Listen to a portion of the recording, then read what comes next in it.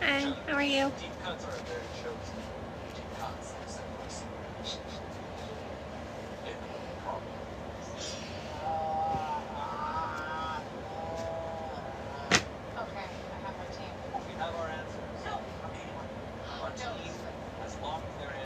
Hi. Let me know if anyone has questions. I chat about CPTSD and childhood trauma.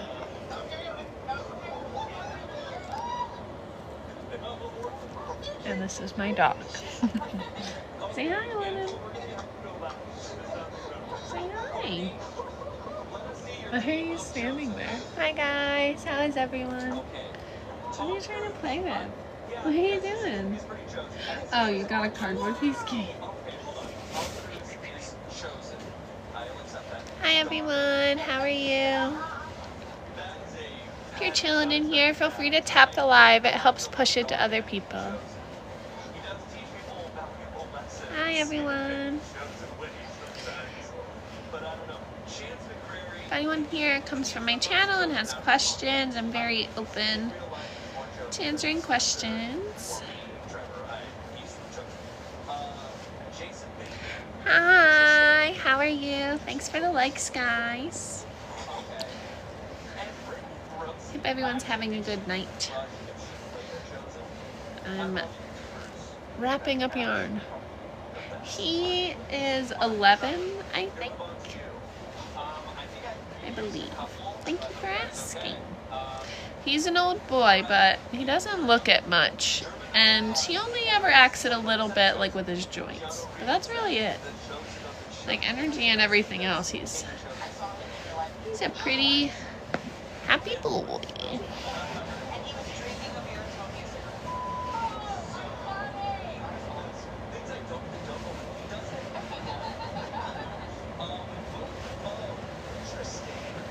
Thank you for the likes.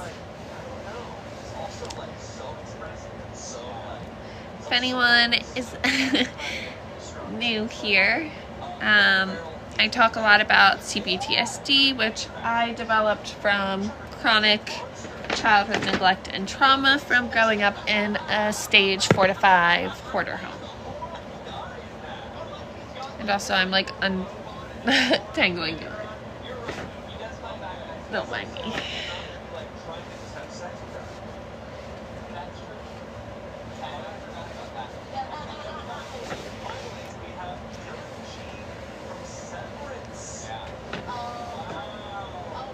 Thank you so much for the likes, guys. Let me know if anyone has questions on CPTSD, advice for coping, really anything, honestly. I'm pretty open, and I have been told I'm decent at advice before, so maybe I can help somebody. Hi everyone, how are you guys? I hope you're enjoying your evening.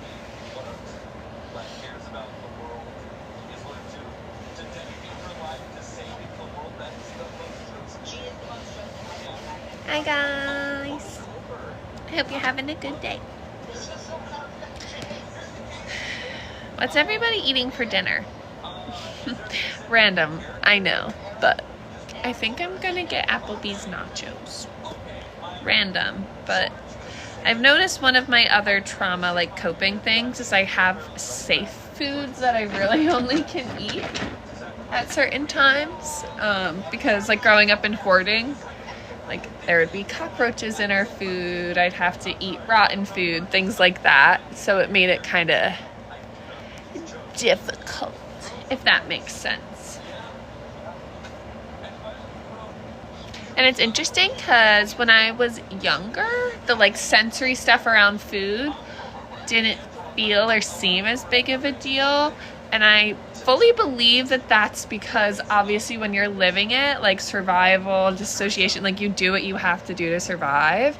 So it didn't feel as overwhelming at the time in certain ways, but now that I'm like surviving and healing, eating is definitely like one of the things that has been like the most like impacted, I guess, by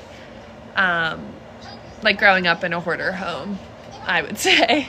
I don't know if anyone else in here would agree, but how is everyone doing?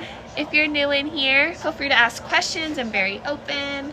Tap and like the live so I can push out to anyone else who might want to chit chat about CPTSD and stuff.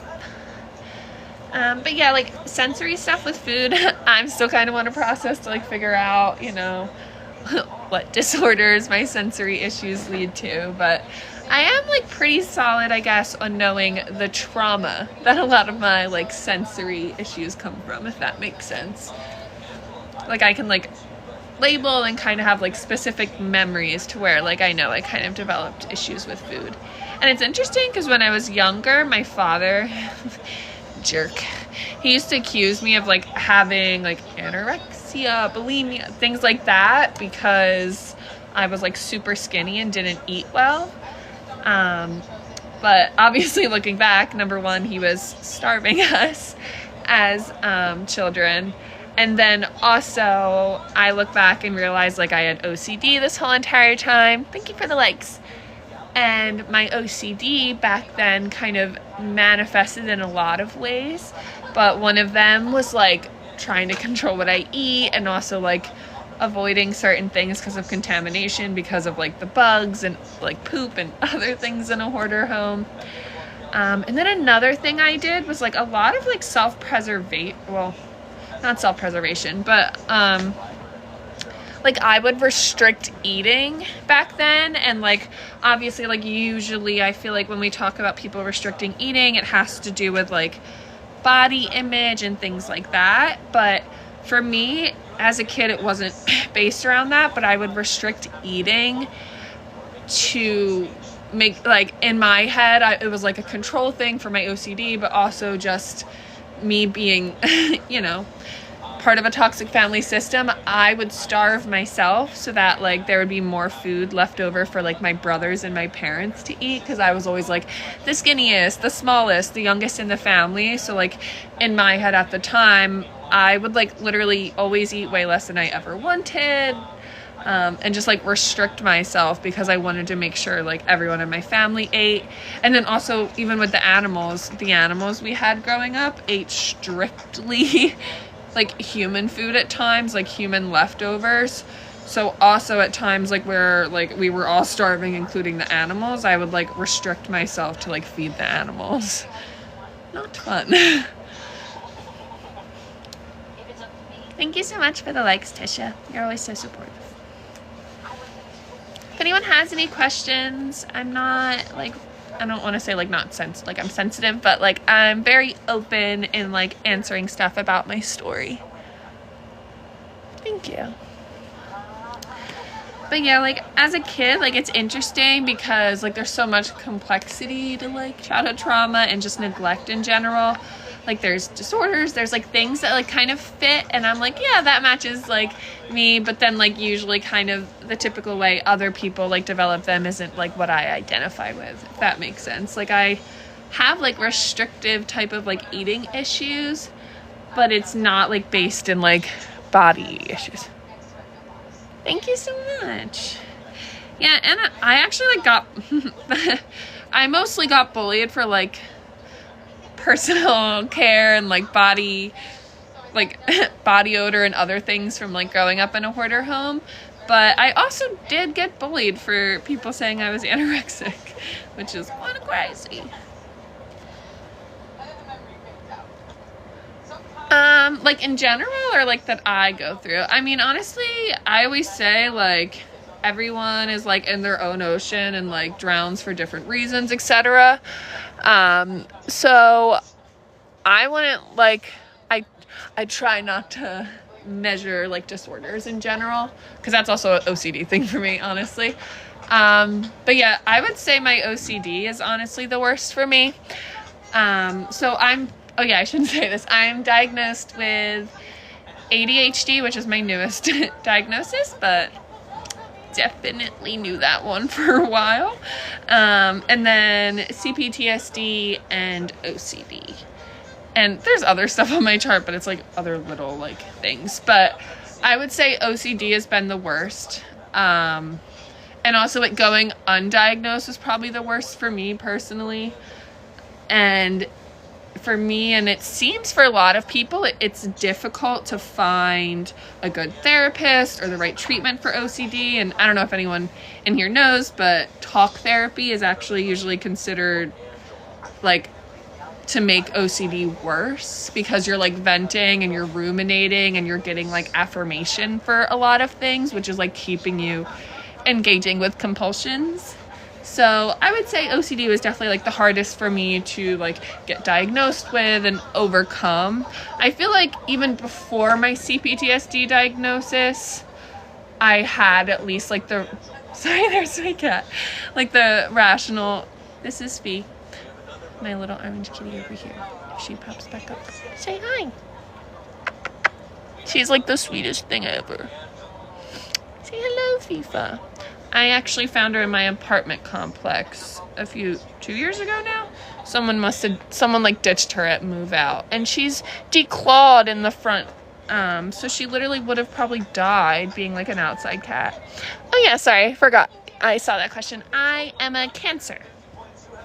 But growing up, and I mean, I'm not really someone who, like, I guess super ever is really known about a lot of the stuff, but growing up, my mother's birthday is like 2 days after mine, and she's a Leo, so she always just thought I was. But then I realized I was a Cancer midway through life. Maybe. I've always said, like, I really do fit, like, unfortunately, the Cancer girl narrative that I see, where it's like, I cry so much. I have 2 dogs and 2 cats. Fun stuff. And unfortunately, 3 of them came from saving from my parents' hoard, unfortunately. I honestly, personally wouldn't choose on my own to have this many animals, if that makes sense. Like, I love them, and obviously I take care of them, and I'm so grateful to have them, but if anyone else is out there, do not recommend in like your younger years of life. But that is like kind of like a weird burden that doesn't get talked about, like with hoarder parents, specifically with animal hoarding issues, is like you get attached to the animals. So when you leave, like you're attached to so many of the animals, you want to take them and save them with you. You often kind of like take on more than you can chew in that way. I crochet. I haven't tried knitting yet, but I do want to try. But I make like, do I have one? I crochet cat beds and dog beds for animal shelters out of like chunky yarn. Well, you can't really see it, but it's like a little bed.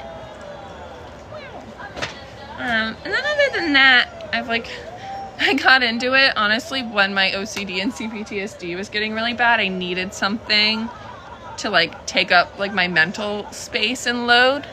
Hi, Cookie Monster. Love you. Yeah, so like I picked it up when like my mental health was so bad because I needed something.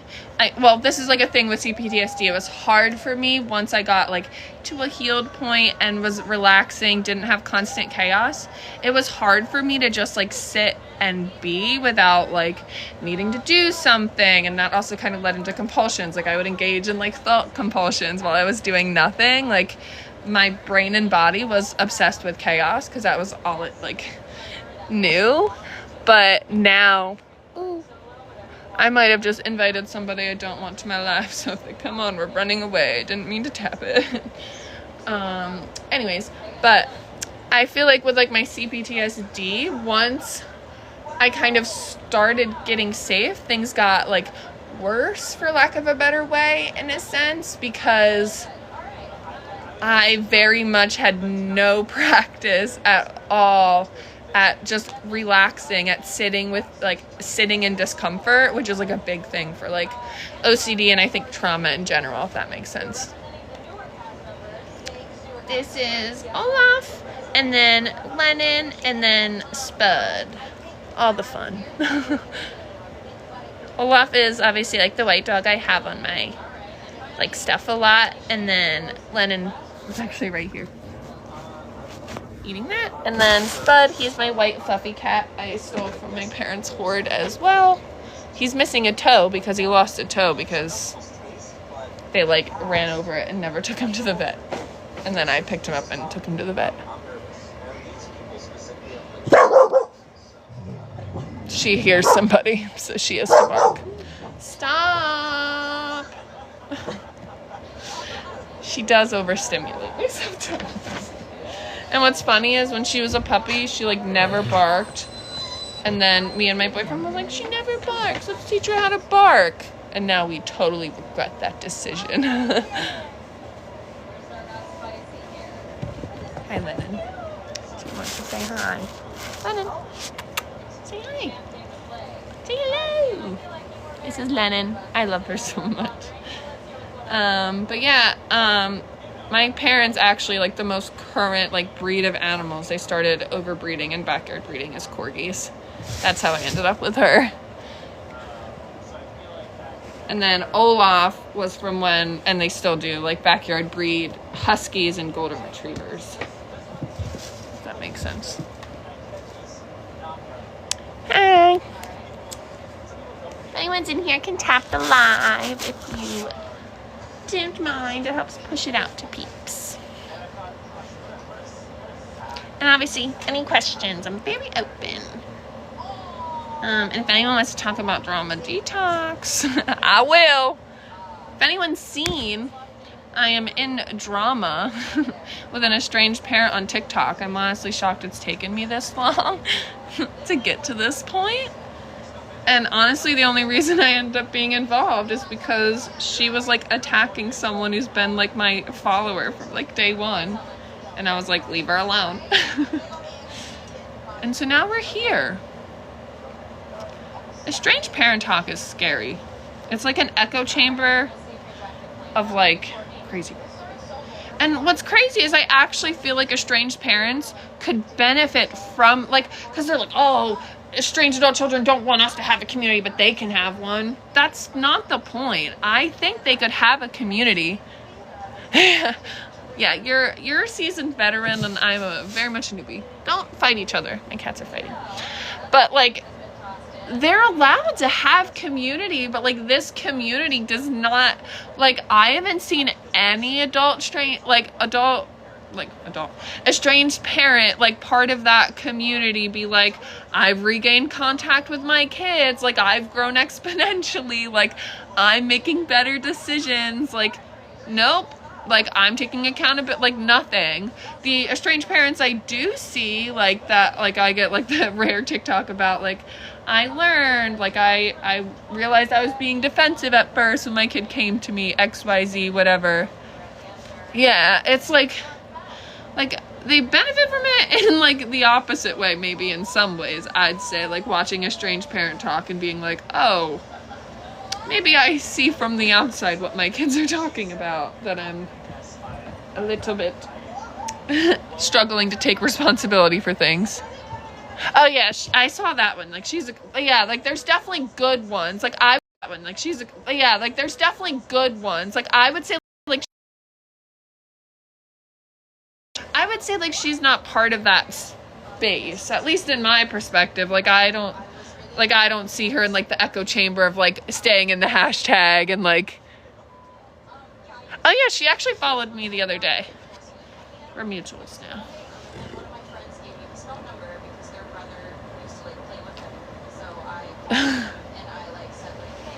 Wait, which trend is that? Now my brain is farting.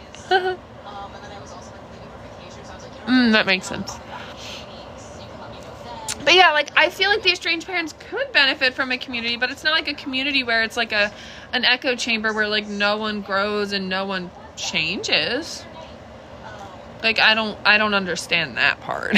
You know, like I think they would benefit from actually having a community of like parents being like, here's where I realized I went wrong, because it would help them like destigmatize like the shame, honestly, of like not like being a perfect parent. Because like I get it, like they're reacting from like most of the time like from a place of like defensiveness, and like the defensiveness does probably come from some rational place of, yeah, like of hurt, shame, guilt. But like I also say, like, it's interesting they always talk about the shame and guilt cycle, because that's like what I have found to be a big part of my healing journey as an estranged adult child, like breaking the shame and guilt cycle and like not shaming myself for things that like were out of my control. Like they were completely in control by my parents who were rearing me. Like I don't understand who else's shame and guilt it would be. So like when they talk about like the shame and guilt cycle and like putting it where it belongs, it's like that makes no sense for you guys. The shame and guilt cycle for you guys should be learning to like hold shame and guilt, but then also be able to like have a conversation about it, you know? And like that's one of my big OCD things. Honestly, like I struggle with like confrontation. It used to be a really hard thing for me, but then honestly, like standing up to my estranged father kind of like made it so like if I'm not going to let him like walk all over my boundaries and stuff like that, like I'm not going to let anybody else do that anymore, you know? I don't know if that makes sense. Ellie came to lay on my yarn pile. I'm trying to detangle, so now I can't untangle it. But yeah, like, I don't know, like, it's just interesting. Like, I wish they would learn, you know? Like, I wish they would, like, I see so many actually really amazing, like,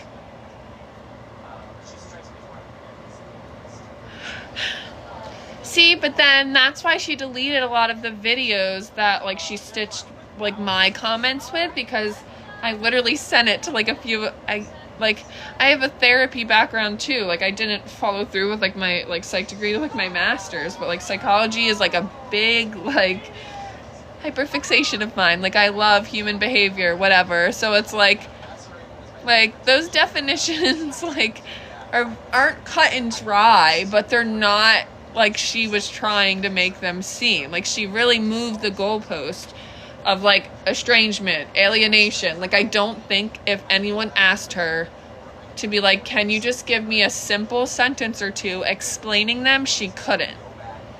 And that shows that you don't, you know, comprehend it without talking in circles. If that makes sense. I did. So I actually tell people my education. I feel like I've talked about it a little, but not much on my channel. But I did my undergrad in psychology. And then with psychology, a lot of times, like, your school mentors will advise you to pick up, like, a minor or another major, because psychology is just so broad. Like, they're like, you need to get, like, a special interest or whatnot. Diversify yourself. And I was really obsessed with the criminology and criminal behavior and things like that. And self-admittedly, I was a big Criminal Minds fan back then and still am. So I was like, I think this is so cool. Like, I'll pick up criminal justice as my minor. And I picked it up as my minor, and I loved it so much. So then I actually dual majored in psych and then law and justice. And then during my senior year of undergrad, I got, like, a pretty amazing opportunity to do, like, a 4+1 program, which, if anyone doesn't know what that is, it just means that, like, my senior year of undergrad, I started taking grad school courses, so that I technically only really did, like, 1 full year of grad school. And then the year before, my grad school courses were, like, mixed with my undergrad classes. Complex. But then I got my master's in criminal justice, and then now I work in the legal system. Fun stuff. But yeah, like, my special interests were, like, criminology, like, juvenile behavior, things like that, like intervention. Was it, like, an older one? If so, send it to me. I'll watch it. Oh, yeah. I saw that. I saw that one. And then it's like, I don't get how that lady is she's like an animal, what is it? Medium? Odd. She reminds me of my dad, and my father swears he's a horse whisperer, so it kind of sounds the same.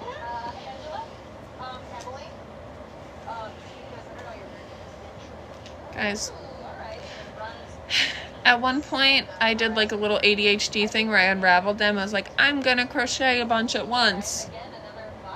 It really bit me in the ass because they all tangled together because I didn't do it right away. So we're just doing this. But yeah, I just don't understand like the echo chamber on TikTok of that.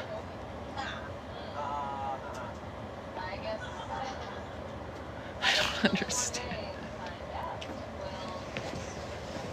I really want to know the freaking case she like purports to like have solved. That's weird.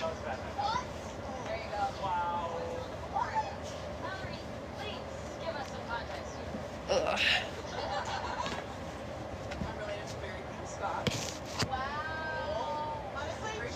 So odd. I actually like did in my psych courses in college, like we did reviews of like pseudo things like that and like holistic stuff like that. It's more than often not a crock of shit. Sorry, y'all.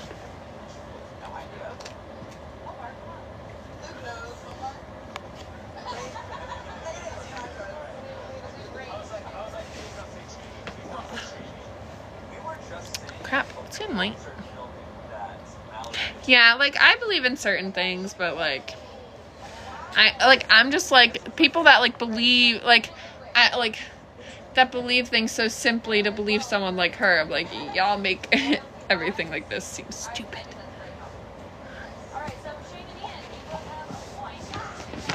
Ugh. Ugh. Almost there. For this one. Yeah, she's very interesting. But yeah, like, I never understood it. Also, does anyone in here, if anyone's like familiar, like more maybe with the stuff I've posted so far, like, is there any like ideas of like stories you'd want to hear from me? Like, I'm thinking of telling about like the municipal meeting I had to go to like shut my father's backyard breeding down. That's probably a good one. And then I don't want to like get too involved with like messy talk stuff, but like I don't want to give it attention from like the bad moms, but like I kind of want to stitch the one video of like the one girl's daughter like pushing all the hoarded trash out from under her bed, because that was literally me in childhood all of the time. And it's truly one of the most scarring things I've done. And she was like, my daughter loves doing this. Crazy behavior. Yeah, I mean, like, I want to talk, like, that's, like, kind of where it's, like, I want to talk about it. Like, obviously the visual of that I feel like would be important. But then also I'm, like, I really don't want to keep, like, perpetuating that footage of that girl, like, young girl going farther. Like, I would hate if my parents were doing what they did to me, but then also, like, you know, making a documentary pretty much out of it online.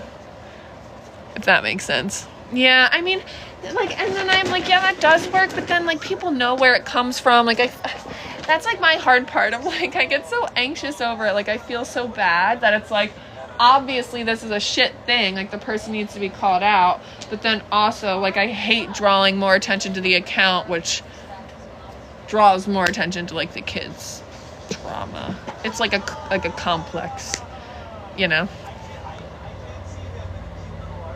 Thank you so much. That is so incredibly kind of you. I try to be. Oh, everybody, you can see Spud. This is an exclusive. This doesn't happen often. This is Spud. Wow. It's kind of like Grumpy Cat. Hey, don't jump on him. Hey, Lennon. Weird TMI, but my corgi, female, anytime like one cat runs away from her, she tries to run up and hump him. Like, leave him be, dude. Let him live. Guys, I was like bawling my eyes out earlier.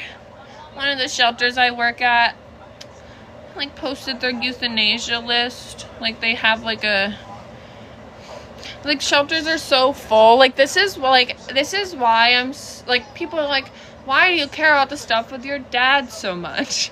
Because, like, my father Like, it's hard. Like, I don't know how to, like, there's no way to track it. But, like, from my own, like, what I have witnessed, my father, as a backyard breeder, has contributed hundreds of backyard bred puppies into my area. And backyard bred puppies are the ones filling up shelters and have health issues, like, all of these things. And now, like, where I live in New Jersey, like, shelters are, I mean, it's everywhere. They're so overran, but then New Jersey's, like, having issues with, like, licensing and stuff with, like, municipalities and things dealing with, like, shelters and rescues and funding and all of that stuff. And it's just, like, like, I'm passionate about this so much because, like, when I go to shelters and, like, see the breeds of dogs that, like, my parents have bred there, I can't help but feel like my parents, like, contributed to that by proxy. And, like, I know that, like, what my parents have done is not my responsibility anymore, but I feel like I feel such a responsibility in breaking the cycle to, like, keep talking about it. Thank you. But yeah, like, if anyone has questions about that stuff, I know animal hoarding is kind of, like, random. Well, not random. Like, I don't feel like many people talk about that much. Or if anything, it's like the people that have seen it, it's on, like, the Hoarders TV show. Like, no one really talks about how it, like, affects the kids or, like, honestly, how the animals are, like, really treated. Like, my parents rarely, if ever, took any of our animals to the vet. And that's, like, including, like, the sires and dams of, like, their, like, puppies. Like, rarely ever taken to the vet. But then, like, meanwhile, like, my father and people like that, like, backyard breed are, like, getting hundreds of thousands of dollars in profit from the puppies and, like, putting none of that back. And, like, this is Ellie. He literally was one of those, like, sired. He was a sire to puppies for my father from, like,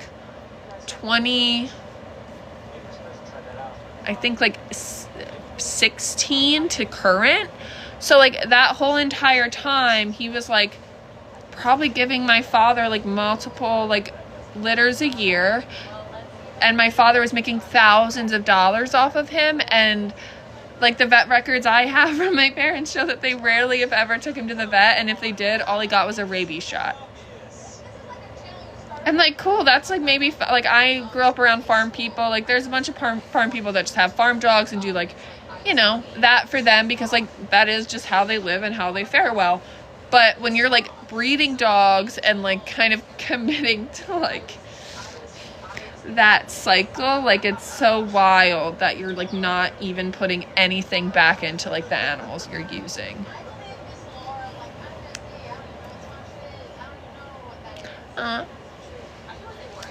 But yeah, so if anyone is in here, I greatly appreciate, I have, like, a shelter playlist pinned on, like, my page if you look at it, and, like, any likes, saves, like, reposts, like, whatever it is, like, those help, like, the animals get seen. And, like, I'm just so passionate about that. Like, aside from what I talk about my own stuff, like, I'm so passionate about, like, animal advocacy. So it means a lot to me if anyone interacts with that stuff. And I am going to hang out with Pebbles. She's, again, this Friday. She's who I recently have posted about. So, yeah.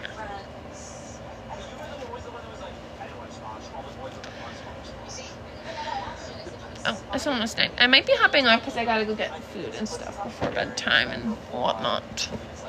Does anyone have any, like, last minute questions or anything?